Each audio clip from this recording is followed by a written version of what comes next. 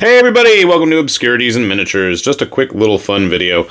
In case you haven't heard of these figures, Blokees is a relatively newer company that has been putting out a whole slew of licensed model kits, for lack of better explanation. When I first saw the name, and when I first kind of got the impression from these figures was that they were going to be just kind of like, you know, Mega Bloks style minifigures with a bunch of little pieces thrown in there. No, these are pretty much legit model kits, and what's interesting, and part of the reason I'd say that they are absolutely obscure, is the fact that, yes, they have started with Transformers. This is Season 2, and they come in multiple sizes, which is also interesting. And they also have a more deluxe one that has LED lights included as well.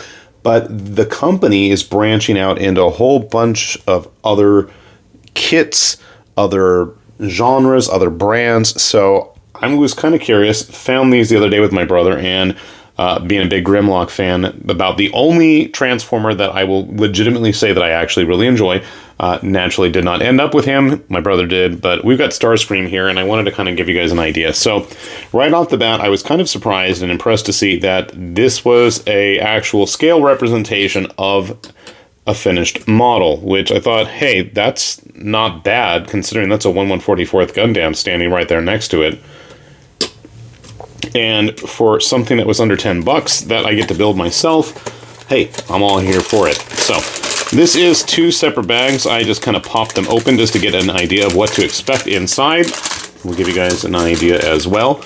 Right off the bat, every figure is going to come with a base included, a set of both open and closed hands on a plastic sprue. So, yes, they do pass that model muster.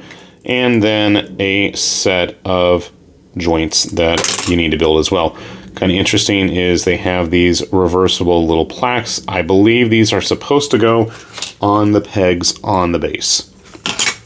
So those are the joints, those are the hands, and then here's all the parts. So yeah, it is kind of like the Lego mini kits, but you get a Pog as well. How about that, folks? Pogs are making a comeback. So you can see a fair amount of parts, and obviously we need some instructions to go with that. Whoa, I'm throwing things everywhere. So I thought the instructions were kind of neat in that they give you kind of an idea of how to build a basic figure, and with the unfortunate aspect of being a blind, boxed, bagged, whatever you want to call it, figure, you know, you have to have the salt rubbed in the wounds of what you didn't get. There is a little bit of part repetition and reusage between figures, but, you know, I can't say I'm all that surprised by it. What's interesting is the back of each series. I believe there's at least 3 Transformer series out at this point. They kind of give you a breakdown of all of the basic parts that need to go for that specific model. I shouldn't say basic, but specific pieces, whereas the front side kind of walks you through the standard form of the more regular figures. So here you can see, it's interesting, they have a inner torso piece, very much like a traditional Lego kit, that you are then going to apply the plastic joints to, and then you are going to actually put together the model's pieces on top of that. One of the other nice things worth pointing out is everything is pre-painted, no stickers involved. Everything is really on there nicely.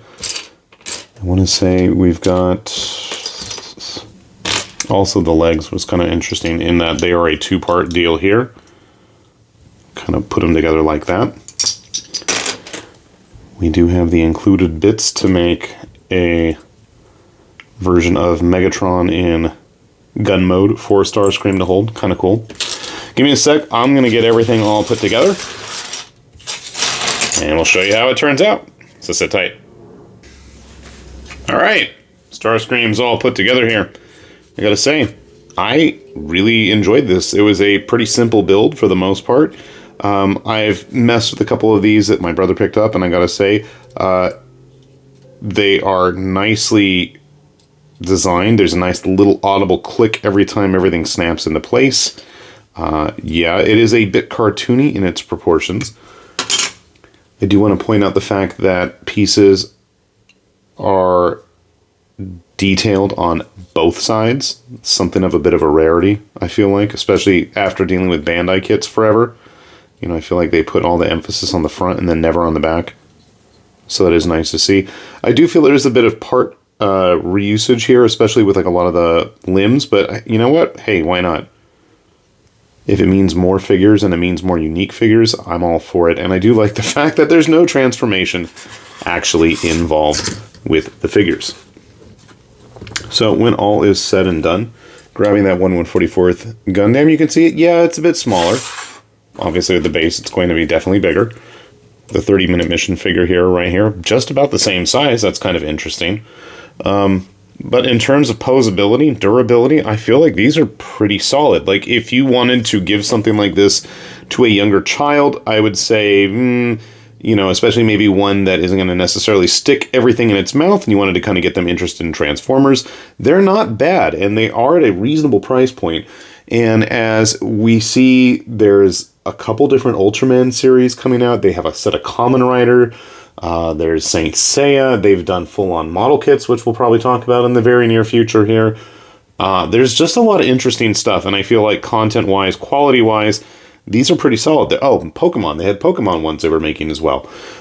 So, nice overall for the cost, for the design, and the fact that I got to spend a few minutes in the afternoon building it rather than just having it built for me or spending a ton of time having to, you know, cut pieces off of a sprue.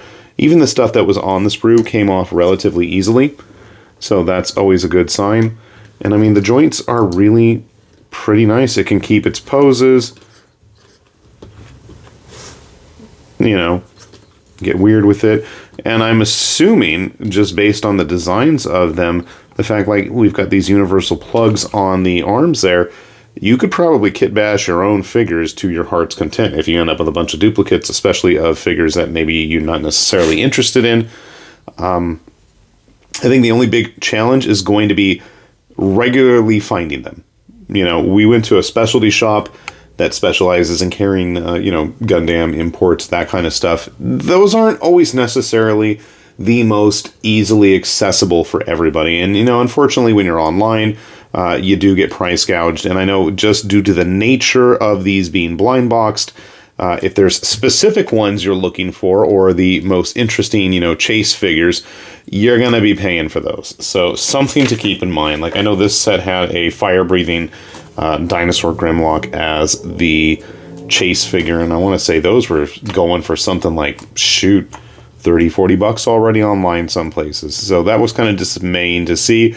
But again, you can see these are legit kits. I mean, in the same sense, I guess, that you can call a Lego kit or any of that stuff, or just like all these kinds of things that we build. You know, they're just as much kits. I don't know if we ever talked about any of the 30-minute fantasy figures. We'll save that for another day. Anyway, overall, really impressed. If you happen to see these, I mean, they're at a very impulse buy price point, which is always good to see, and hopefully it stays that way. And honestly, I look forward to grabbing a couple more of these in the near future. So, with that said then, this has been High Lord Tamberlane with Obscurities and Miniatures, saying thanks for watching, and we'll see you back here soon. Bye-bye.